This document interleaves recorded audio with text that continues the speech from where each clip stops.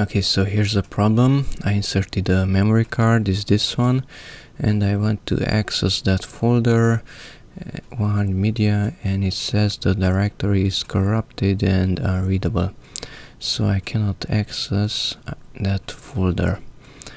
Okay, so right click that memory card, go to properties and go to tools and check repair drive.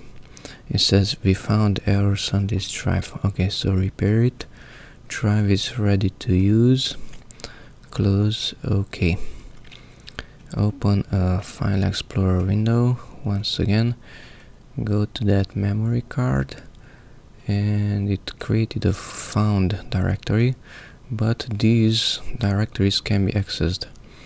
Okay, so that's working. That was fixed, and I might lost 1.7 megabytes of data.